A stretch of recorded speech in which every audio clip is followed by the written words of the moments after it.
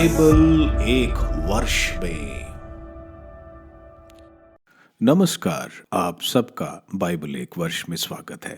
आप सब ने जो कदम उठाया है प्रभु के वचन सुनने के लिए, यह हमारे जीवन के अंधेरों को दूर करेंगे और हमें प्रभु के प्रकाश में चलाएंगे।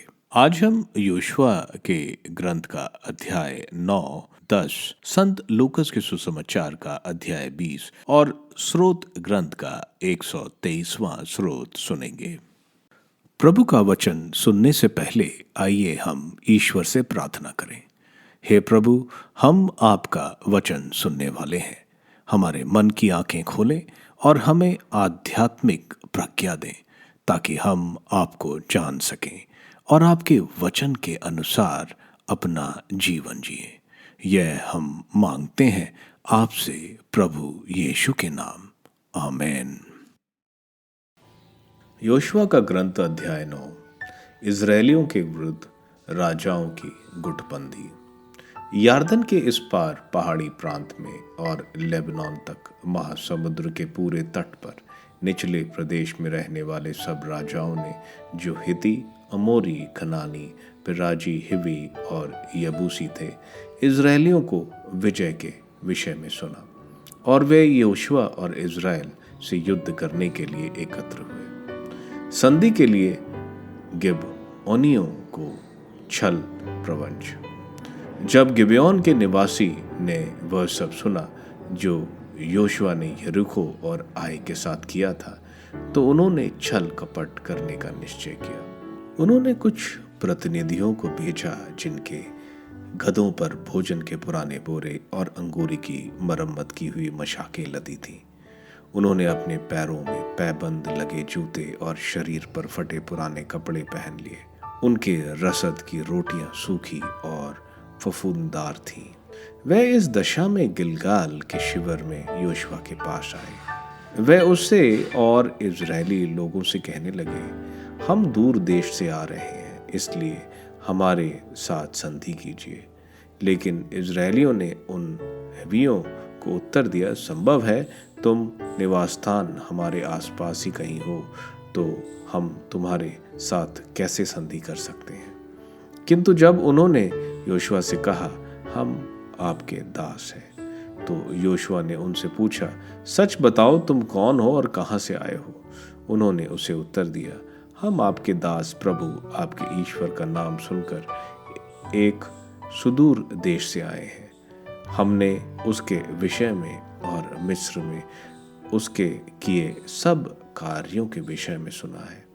हमने यह भी सुना है कि उसने हेशबोन के राजा सिहोन और अश्तरोत में रहने वाले बाशान के राजा ओग, यार्दन के उस पार रहने वाले दोनों अमोरी राजाओं के साथ क्या किया है। यह सुनकर हमारे नेताओं और हमारे देश के सब निवासियों ने हमसे कहा, रास्ते के लिए रसद तैयार कर उनसे मिलने जाओ और उनसे कहो कि हम आप लोगों के दास हैं। आप लोग हमारे साथ संधि कर लें। ये है हमारी रोटियां। जब हम अपने रास्ते के लिए अपने घरों से इन्हें लेकर आपसे मिलने निकले थे, तब ये गर्म थी, और अब देखिए ये कितनी सूखी और फफूंदीदार हो गई हैं। ये है हमारी अंगूरी की मशाकें। जब हमने इन्हें भरा था तब ये नई थी, और अब देखिए ये फट गई हैं। और ये है हमारे जूते और वस्त्र जो लंबा मार्ग तय करने के कारण एकदम जर्जर हो गए हैं। इस पर लोगों ने उनके रसद की रोटियां चखी और प्रभु से पूछे बिना ही योशुआ ने उनसे संधि कर ली। समझौता हुआ कि उन्हें जीवित रहने दिया जाए। समुदाय के नेताओं ने इस बात को शपथ खाकर स्वीकार किया। उनके साथ की गई संधि के 3 दिन बाद इजरायलियों को मालूम हुआ कि वह उनके पड़ोसी हैं, बिल्कुल पास के रहने वाले। इस पर इजरायली प्रस्थान कर तीसरे दिन उनके नगरों में पहुंचे। गिबेओन, कफीरा, बेरोत और किरियत यारीम उनके नगर थे। परंतु इजरायलियों ने उन पर इसलिए आक्रमण नहीं किया कि समुदाय के नेताओं ने प्रभु इजराइल के ईश्वर के नाम की शपथ खाई थी। सारा समुदाय नेताओं के विरुद्ध भुनभुनाने लगा। सेवा के लिए गिबेयोनियों की नियुक्ति। इस पर सब नेताओं ने उत्तर दिया, हमने प्रभु इज़राइल के ईश्वर के नाम पर उन्हें शपथपूर्ण वचन दिया है, इसलिए हम उन पर आक्रमण नहीं कर सकते। अब हम उनके साथ ऐसा व्यवहार करें, हम उन्हें जीवित रहने दें। कहीं ऐसा ना हो कि हम अपनी शपथ भंग करने के कारण हमें दंड दिया जाए। नेताओं ने उनसे कहा, उन्हें जीवित रहने दो। वे सारे समुदाय के लिए लकड़ी काटे और पानी भरे। समुदाय ने नेताओं की बात मान ली। योशुआ ने उन्हें बुलाकर उनसे कहा, तुमने हमें यह कहकर धोखा क्यों दिया कि तुम हमसे बहुत दूर के निवासी हो, जबकि तुम हमारे पास के ही रहने वाले हो। इसलिए तुमको अभिशाप, तुम सदा दास के रूप में मेरे प्रभु के घर में लकड़ी काटने और पानी भरने का काम करोगे। उन्होंने योशुआ का उत्तर दिया, हम आपके दासों को ठीक ठाक बताया गया था कि प्रभु आपके ईश्वर ने अपने दास अपने सेवक मूसा से कहा कि वह आप लोगों को वह सारा देश दे देगा और वह आपके कारण इस देश में सब निवासियों का विनाश करेगा। इसलिए हमने आप लोगों के डर से अपने प्राणों की रक्षा के लिए ऐसा किया। देखिए, हम अब आपके हाथ में ही हैं। आप जैसा ठीक और उचित समझे हमारे साथ वैसा ही करें। योशुआ ने उन्हें इज़राइलियों के हाथों से बचाया, जिससे वह उन्हें मार न डाले। उसी दिन योशुआ ने उन्हें समुदाय और प्रभु की वेदी की सेवा में उस स्थान पर लकड़ी काटने और पानी भरने के लिए नियुक्त किया जिसे प्रभु चुनने वाला था। वे आज तक वही काम करते हैं। योशुआ का ग्रंथ अध्याय 10। गिबोन के विरुद्ध 5 राजाओं की गुटबंदी। यरूशलेम के राजा अदोनी सिदेक ने सुना कि योशुआ ने आय की अधिकृत कर उसका पूर्ण विनाश कर दिया है। उसने जैसा व्यवहार यरीको और उसके राजा के साथ किया था, वैसा ही आय और उसके राजा के साथ भी किया है।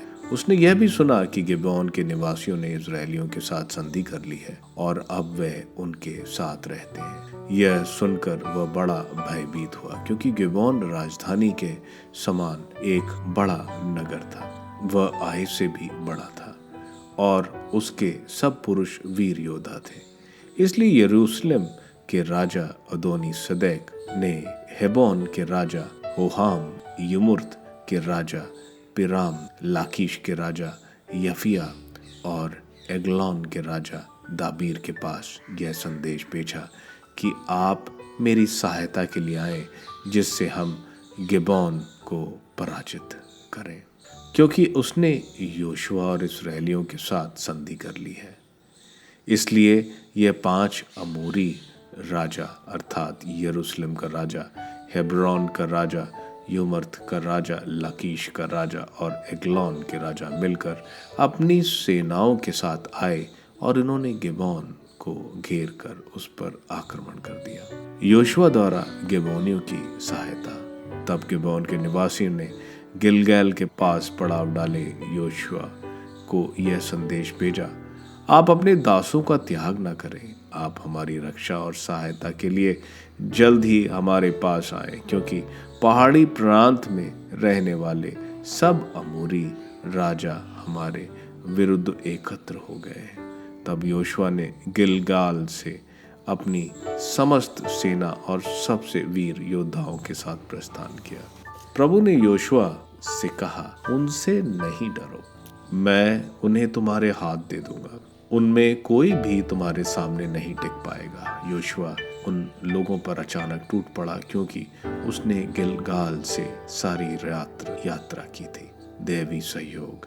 प्रभु ने उन्हें इजरायलियों के सामने से भगा दिया। इजरायलियों ने उन्हें गिबोन के पास बुरी तरह पराजित किया। इजरायलियों ने बेत होरोन के पर्वत पहाड़ी मार्ग पर अजेका के मकेदा तक उनका पीछा किया। जब वह इजरायलियों के सामने से भागते हुए बेत हेरोन की ओर उतर रहे थे, तब प्रभु ने अजेका तक उन पर आकाश से ओले के बड़े बड़े पत्थरों की वर्षा की। ओले की वर्षा से भरे हुए लोगों की संख्या इजरायलियों के तलवार से मारे गए लोगों से अधिक थी। जिस दिन प्रभु ने अमोरियों को इजरायलियों के हवाले कर दिया, उस दिन योशुआ ने इजरायलियों के सामने ही प्रभु से यह कहा, सूर्य तुम गिबोन के ऊपर ठहरो, चंद्रमा तुम आयोन की घाटी पर। जब तक राष्ट्र ने अपने शत्रुओं से बदला नहीं लिया, तब तक सूर्य ठहरा और चंद्रमा रुक गया, जैसे कि शायार की ग्रंथ में लिखा है, सूर्य आकाश के मध्य में ठहर गया और लगभग एक दूसरे दिन तक अस्त नहीं हुआ। ना तो पहले और ना कभी बाद में ऐसा दिन आया जब प्रभु ने मनुष्य की प्रार्थना इस प्रकार सुनी हो। निश्चय ही प्रभु इज़राइल के लिए युद्ध कर रहा था। इसके बाद योशुआ की सब इज़राइलियों के साथ शिविर में लौट आए। 5 राजाओं की पराजय। 5 राजा भागकर मक्केदा की गुफा में छुप गए थे। योशुआ को यह सूचना मिली कि 5 राजा मक्केदा के पास की गुफा में छुपे हैं। योशुआ ने कहा, उस गुफा के मुंह में बड़े बड़े पत्थर लगा दो और आदमियों को बुलाकर उन पर पहरा बिठाओ, लेकिन तुम लोग मत रुको, अपने शत्रुओं का पीछा करो, पिछड़ने वालों को मार डालो और शेष योद्धाओं को उनके अपने नगरों में पहुंचना नहीं दो। प्रभु तुम्हारे ईश्वर ने उन्हें तुम्हारे हाथ दे दिया है। योशुआ और इज़राइलियों ने उनको बुरी तरह हराया, किंतु कुछ योद्धा भागकर अपने किलाबंद नगरों में पहुंच गए। इज़राइलियों की समस्त सेना मक्केदा के शिविर में योशुआ के पास सुरक्षित लौट आई। इसके बाद किसी को इज़राइलियों के विरुद्ध कुछ कहने का साहस नहीं हुआ। तब योशुआ ने कहा, गुफा का मुंह खोलकर उन 5 राजाओं को उससे निकाल कर मेरे पास लाओ। उन्होंने ऐसा ही किया। वे 5 राजा गुफा से निकल कर लाए गए। यरूशलेम का राजा, हेब्रोन का राजा, यमरूत का राज, लाकीश का राजा और एग्लोन का राजा। जब ये राजा योशुआ के पास लाए गए, तब योशुआ ने सब इज़राइलियों को बुलाकर अपने साथ आए हुए सेनापतियों से कहा, पास आकर इन राजाओं का गर्दन पर अपने पैर रख दो। इस पर उन्होंने पास आकर अपने अपने पैर उनकी गर्दन पर रख दिए। इसके बाद योशुआ ने उनसे कहा, न डरो और न घबराओ, दृढ़ बने रहो और ढारस रखो, क्योंकि ऐसा ही व्यवहार प्रभु तुम्हारे सब शत्रुओं से करता रहेगा, जिनके साथ तुम्हें लड़ना होगा। इसके बाद योशुआ ने उन्हें मरवा दिया और 5 वृक्षों पर लटका दिया। वे शाम तक वृक्षों पर लटके रहे। वे सूर्यास्त के समय योशुआ की आज्ञा से वृक्षों पर से उतारे गए और उस गुफा में फेंक दिए गए जिसमें वे छुपे थे। गुफा के मुंह पर बड़े बड़े पत्थर रख दिए गए। वे आज तक वहां विद्यमान है। कानान के दक्षिणी नगरों पर अधिकार। उसी दिन योशुआ ने मक्केदा के अपने अधिकार में कर लिया। उसने नगर में उसके राजा को तलवार के घाट उतारा। उसने सबका संहार किया और एक एक को नहीं छोड़ा। उसने यरीको के राजा के साथ जैसा किया था, मक्केदा के राजा के साथ वैसा ही किया। इसके बाद योशुआ सारे इज़राइल के साथ लेकर मक्केदा से लिब्ना की ओर बढ़ा और लिब्ना पर आक्रमण किया। प्रभु ने उसके राजा सहित उसे भी इज़राइलियों के हाथ दे दिया। उसने उसे और उसमें रहने वाले सब प्राणियों को तलवार के घाट उतारा। उसमें एक को भी नहीं छोड़ा। जैसा उसने यरीको के राजा के साथ किया था, वैसा उसने उसके राजा के साथ भी किया। इसके बाद योशुआ सारे इज़राइल के साथ लिब्ना से चलकर लाकीश की ओर बढ़ा। उसने उसे घेरा और उस पर आक्रमण किया। प्रभु ने लाकीश को इज़राइलियों के हाथ दे दिया। योशुआ ने दूसरे दिन उस पर अपना अधिकार कर लिया तथा उसमें रहने वाले सब प्राणियों को उसी प्रकार तलवार के घाट उतारा जैसे उसने लिब्ना के साथ किया था।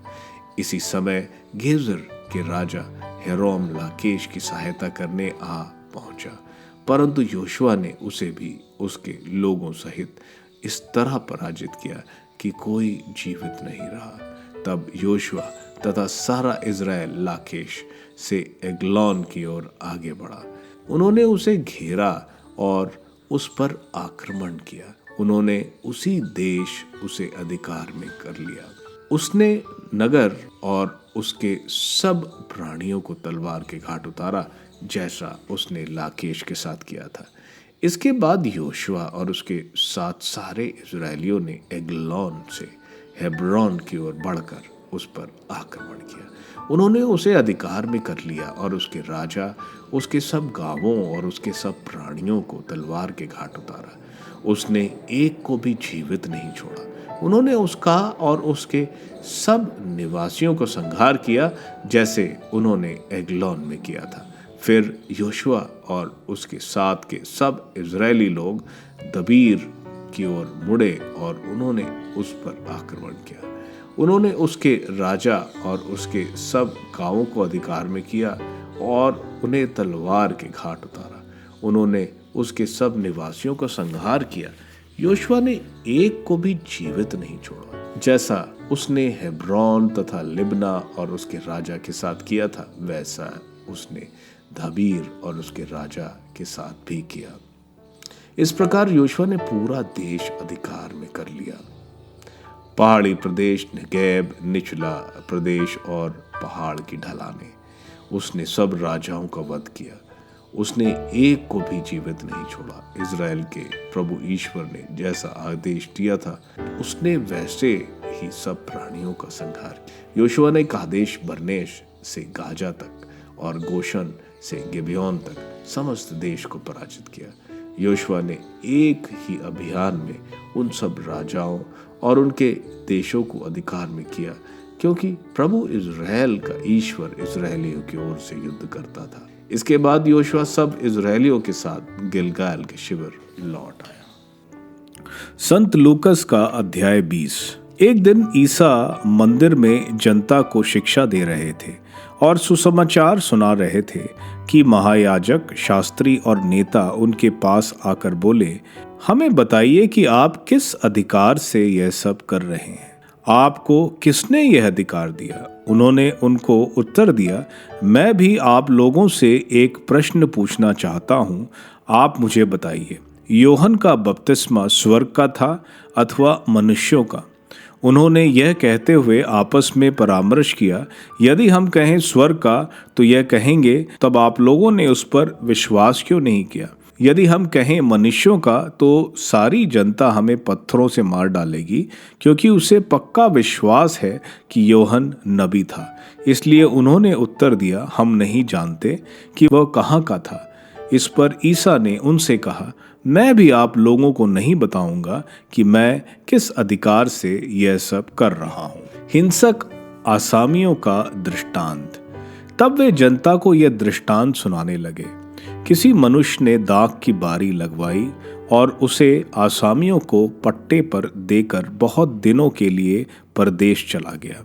समय आने पर उसने फसल का हिस्सा वसूल करने के लिए आसामियों के पास एक नौकर को भेजा, किंतु आसामियों ने उसे मारा पीटा और खाली हाथ लौटा दिया। उसने एक दूसरे नौकर को भेजा और उन्होंने उसे भी मारा पीटा, अपमानित किया और खाली हाथ लौटा दिया। उसने एक तीसरे नौकर को भेजा और उन्होंने उसे भी घायल कर दाखबारी के बाहर फेंक दिया। तब दाखबारी के स्वामी ने कहा, मैं क्या करूं? मैं अपने प्रिय पुत्र को भेजूंगा, संभव है वह उसका आदर करें। परंतु उसे देखकर आसामी यह कहते हुए आपस में परामर्श करते हैं, यह तो उत्तराधिकारी है, हम इसे मार डालें जिससे इसकी विरासत हमारी हो जाए। उन्होंने उसे दाखबारी के बाहर पटक दिया और मार डाला। अब दाखबारी का स्वामी क्या करेगा? वह आकर उन असामियों का सर्वनाश करेगा और अपनी दाखबारी दूसरों को सौंप देगा। उन्होंने यह सुनकर ईसा से कहा, ईश्वर करे कि ऐसा ना हो। किंतु ईसा ने उन पर आंखें गड़ा कर कहा, धर्म ग्रंथ के इस कथन का क्या अर्थ है? कारीगरों ने जिस पत्थर को बेकार समझकर निकाल दिया था, वही कोने का पत्थर बन गया था। जो उस पत्थर पर गिरेगा वो चूर चूर हो जाएगा और जिस पर वह पत्थर गिरेगा उसको पीस डालेगा। शास्त्री और महायाजक उनको उसी समय पकड़ना चाहते थे, किंतु वे जनता से डरते थे। वे अच्छी तरह समझ गए थे कि ईसा ने यह दृष्टांत हमारे ही विषय में कहा। कैसर का कर। वे ईसा को फंसाने की ताक में रहते थे। उन्होंने उनके पास गुप्तचर भेजे जिससे वे धर्मी होने का ढोंग रचकर ईसा को उनकी अपनी बात के फंदे में फंसाएं और उन्हें राज्यपाल के कब्जे और अधिकार में दे सकें। इन्होंने ईसा से पूछा, गुरुवर, हम यह जानते हैं कि आप सत्य बोलते हैं और सत्य ही दिखलाते हैं। आप मुंह देखी बात नहीं करते, बल्कि सच्चाई से ईश्वर के मार्ग की शिक्षा देते हैं। कैसर को कर देना हमारे लिए उचित है या नहीं? ईसा ने उनकी धूर्तता भाप कर उनसे कहा, मुझे 1 दिनार दिखलाओ, इस पर किसका चेहरा और किसका लेख है? उन्होंने उत्तर दिया, कैसर का।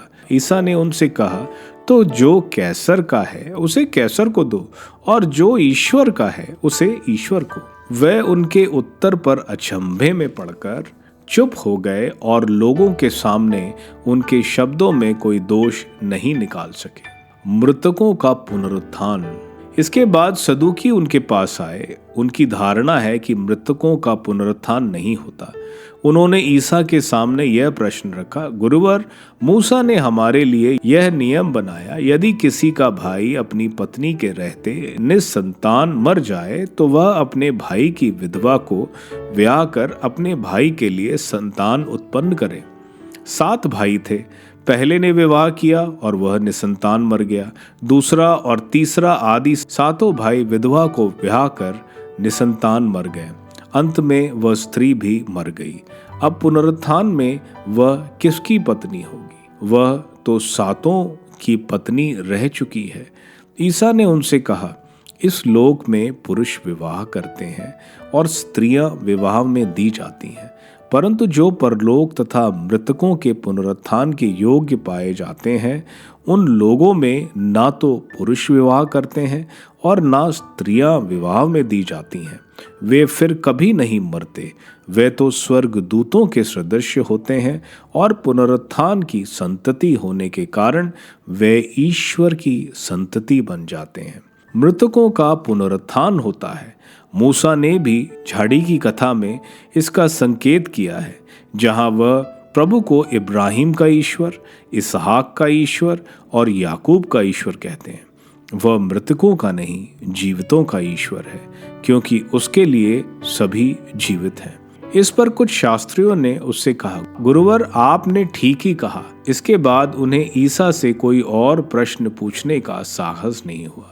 मसीह दाऊद के पुत्र। ईसा ने उनसे कहा, मसीह दाऊद के पुत्र कैसे कहे जा सकते हैं?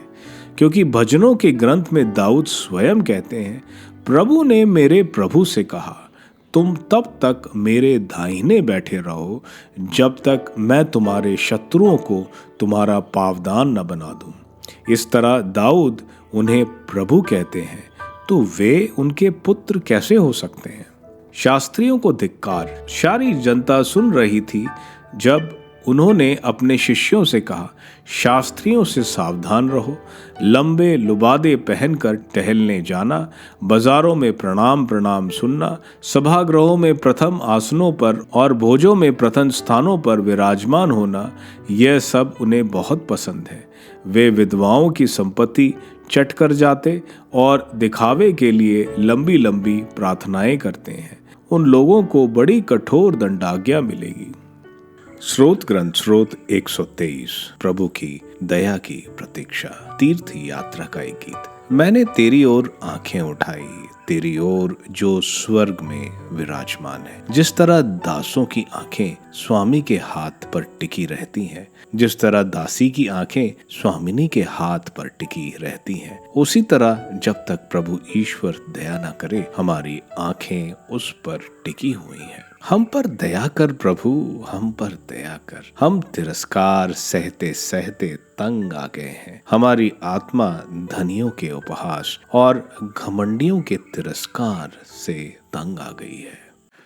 आज हम योशुआ के अध्याय 9 में देखेंगे कि एआई की दर्दनाक पराजय के बाद कानान के राजाओं ने एक गठबंधन बनाया। मिलकर इजराइल से लड़ने के लिए। वहीं गिबियन वासी चतुराई से जोशुआ के पास जाते हैं और झूठ बोलते हैं। वे दूर देश के हैं और उन्होंने इजराइल के महान ईश्वर के बारे में सुना है, इसलिए वे इनके साथ संधि करना चाहते हैं। इजराइल कानान देश के किसी के साथ संधि नहीं कर सकते थे, लेकिन विदेशी के साथ कर सकते थे। बिना ईश्वर से पूछे वो अपनी बुद्धि पर विश्वास करते हैं और उनके खाने और कपड़ों को देखकर, इसलिए उनके साथ धोखा होता है। आगे जब उन्हें पता लगता है कि गिबेन वासियों ने झूठ बोला है, वह उनको कुछ नहीं बोलते क्योंकि उन्होंने शपथ खाई थी। लेकिन वो गिबियन वासियों को मंदिर के लिए पानी और लकड़ी लाने का काम सौंपते हैं। यह इसलिए कि वे मंदिर के पास रहेंगे तो मंदिर की पूजा से प्रभावित होंगे और अपनी पूजा रीति इजरायलियों में नहीं फैलाएंगे। योशुआ के अध्याय 10 में हम देखते हैं 5 कनानी राजा, जिसमें यरूशलेम और हेब्रोन के राजा शामिल थे।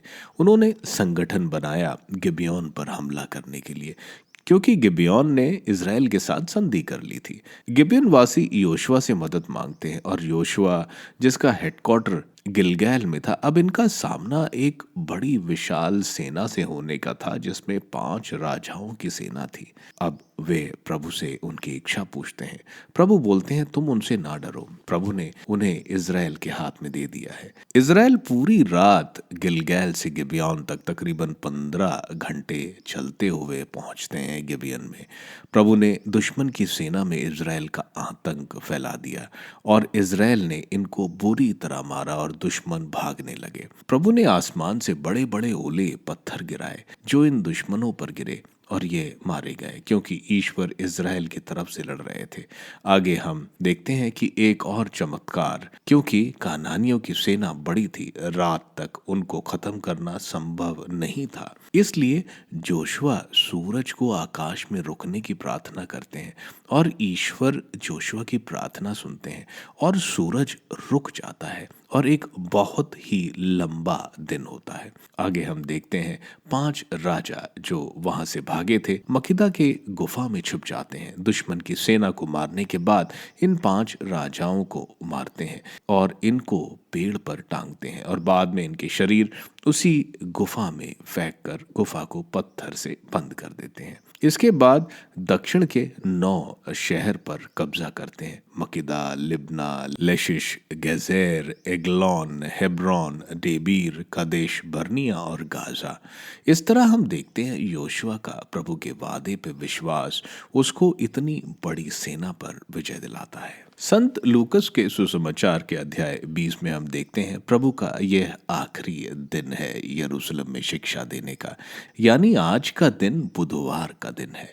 इससे पहले हमने देखा प्रभु ने किस तरह से मंदिर में जो व्यापार कर रहे थे उनको भगाया। अब यहाँ महायाजक, शास्त्री और नेता तीनों आए प्रभु के पास जब वे मंदिर में शिक्षा दे रहे थे। ये तीनों यरूशलेम की सेनहेड्रिन, जो यहूदियों की मुख्य सेनेट है, वे प्रभु से पूछते हैं कि वे यह सब जो प्रभु कर रहे हैं वे किसके अधिकार से कर रहे हैं, यानी लोगों को शिक्षा, मंदिर से व्यापारियों को भगाना और राजा की तरह यरूशलेम में प्रवेश करना वो कैसे कर रहे हैं। प्रभु उनको इस सवाल का जवाब देना नहीं चाहते क्योंकि वो प्रभु को फंसाना चाहते थे। प्रभु एक अच्छे रैबी की तरह उल्टा उनसे सवाल पूछते हैं कि संत योहन का बपतिस्मा स्वर्ग का था या मनुष्यों का। फरीसी संत योहन को नहीं मानते थे, लेकिन अगर वह कहते कि मनुष्य का तो लोग उन्हें मार डालते, क्योंकि लोग इस संत योहन पर विश्वास करते थे। इसलिए वे कोई जवाब नहीं देते और प्रभु भी कोई जवाब नहीं देते। इसके साथ साथ ही प्रभु उनको एक दृष्टांत सुनाते हैं दाखबारी वाइनयार्ड का, और उस दाखबारी का मालिक उसको ठेके पे देता है। ठेके पे लेने वाले के पास इस मालिक ने नौकर भेजे खेत के फलों में हिस्सा लेने के लिए।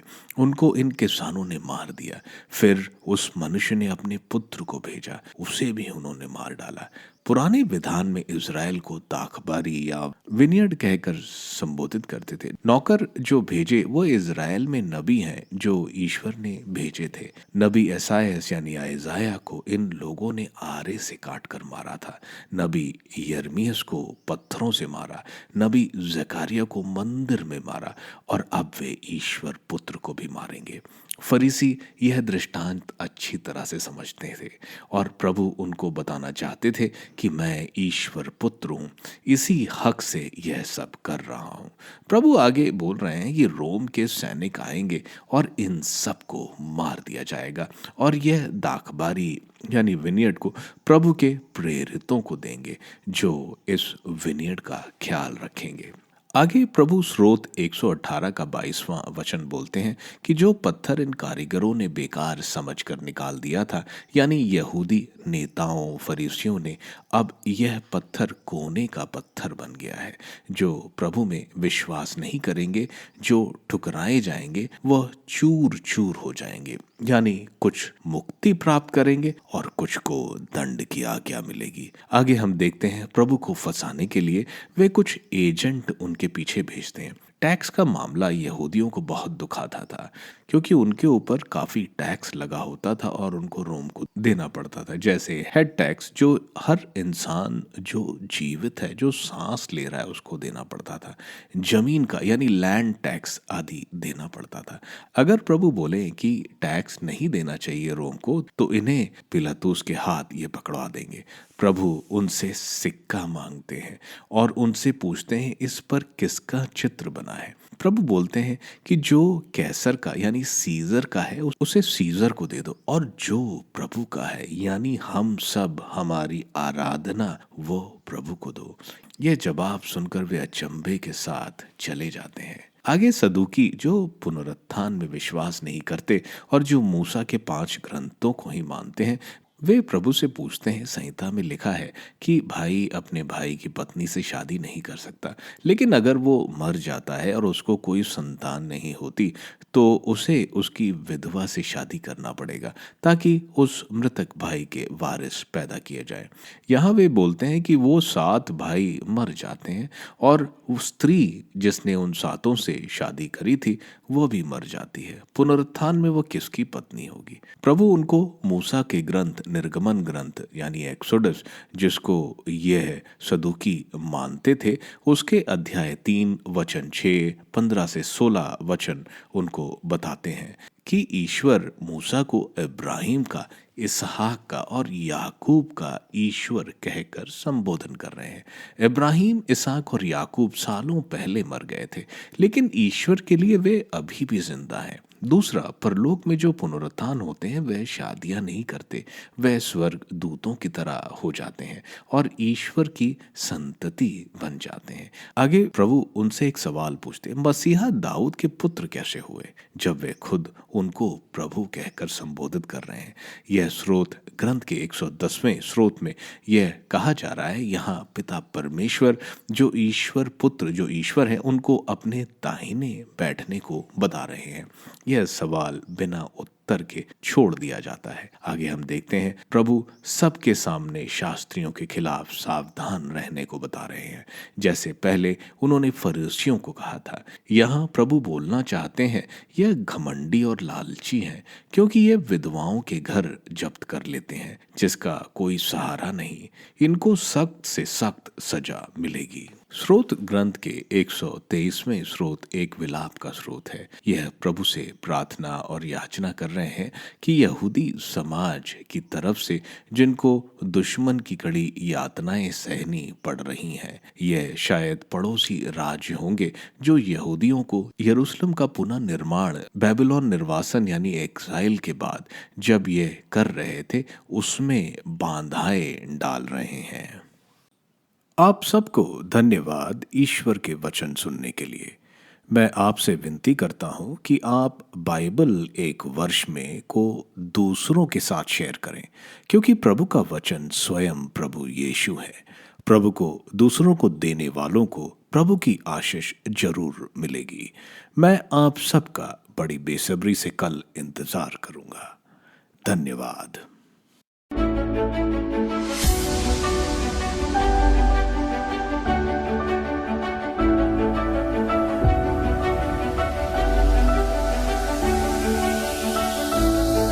बाइबल एक वर्ष में।